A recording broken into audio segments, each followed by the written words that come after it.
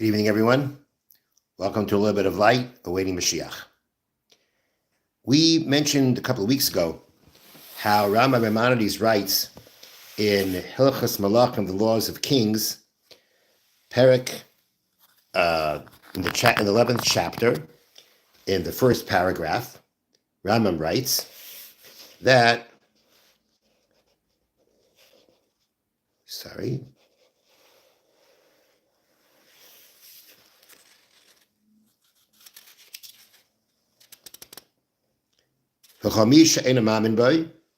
anyone who does not believe in him, or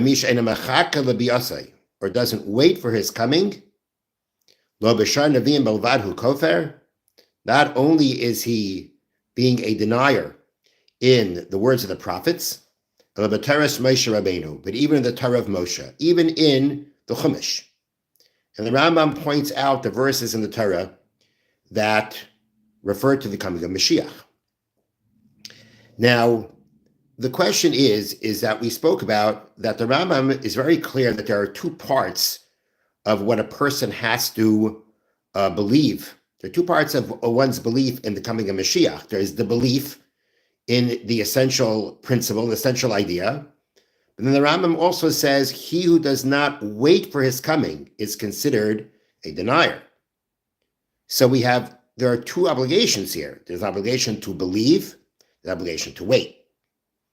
And if you believe and you don't wait, again, the Rambam says that person is considered a denier in that which the Torah tells us.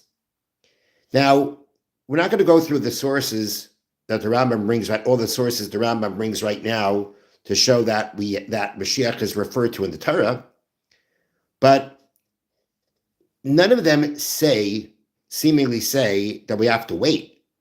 They all talk about the fact that Mashiach will come. If the Torah says Mashiach will come, then we have to believe that.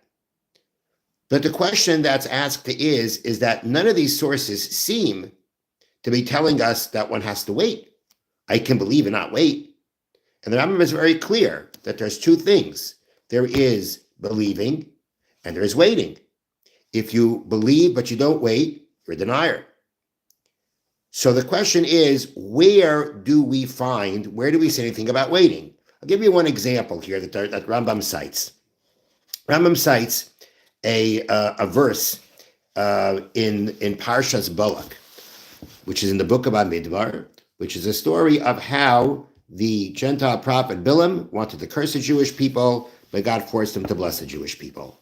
So in Perek Chav Daled, chapter 24, Pasuk Zayin, verse 17, we read, Ar'enu v'loi ata, I see him but not now, Ashurenu v'lo karav, I behold him but he is not close. So who is this Ar'enu? I see him, I behold him. Is it one person, two people? Says the Rambam here, in the same paragraph, that Rambam says that after Parshas Bilam, even in the Torah portion of Bilam, Namar, it states, V'sham niba b'shnei HaMashiachim. It was there that he said prophecy regarding the two Mashiachim, the two anointed ones. The Mashiach Harishon Shehu David, the first anointed one, which is David, King David, Shoshias Yisrael Miyatzareim, who saved the Jewish people from their enemies. The Mashiach HaAchrein, and he's also said prophecy regarding the final anointed one, Shemir Banav, who shall arise from the descendants, Shemashiach Yisrael, who will save the Jewish people ultimately.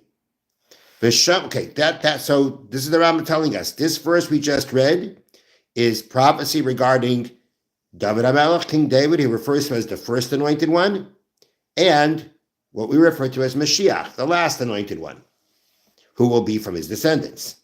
V'shamu Omer, and there it states, Ar'enu v'loi ata, I see him, but not now, Zed David, that refers to King David. Ashurenu, I behold him, v'lo karav, but he's not close. Zeh Melech HaMashiach, this refers to the King Mashiach. This is the meaning of the verse. This is what the verse is referring to. Okay, so the verse talks about that there is Mashiach, but does it say anywhere in the verse about waiting for Mashiach? So there is a work called Shari Ora, written by Harav Meir Tzvi Bergman Shlita. May he live and be well. He's one of the senior rabbis in Israel. And in his commentary on Parshas Balak, he posed this question, and he answers it based on a verse from the book of Hosea. The book of Tanakh, Trei Asar, which means 12, which is the collection of the prophecies of 12 prophets. One of the prophets there is Hosea. And the prophet Hosea in Perikut Gimel, chapter 13, Pasuk Zayin, verse 7, writes the following. The context is talking about how Hashem says that I took the Jewish people out of Egypt. And then as they lived in the land of Israel and they became wealthy, they rebelled, they grew haughty, and they rebelled. And because of that, Hashem punished them. Now, the Pasuk Zayin, verse 7, reads like this. Va'ehi lahem k'may shachal. I became like a lion to them. K'namer, like a leopard, al derech Ashur. On the way, Ashur. Now, Rashi points out that the word Ashur typically, very often is used as the name of a country, what we refer to as Ashur, Assyria. But Rashi says that here that's not what the word means. Here the word Ashur, Rashi says, is similar to the pasuk, the verse that we just read from Parashas Balak, Ashurenu v'loi karev, which means I see him. That's how we translated it. But Rashi adds that in this context of the book of Hosea, it means more. The word Ashur, again, he points out, does not here mean the country of Assyria. Hashem is not saying, I'm like a leopard on the path to Assyria, but rather, Kanamar al derech Ashur, on the path, like a leopard on the path Ashur, I will lurk. I will wait in ambush. The words of Rashi are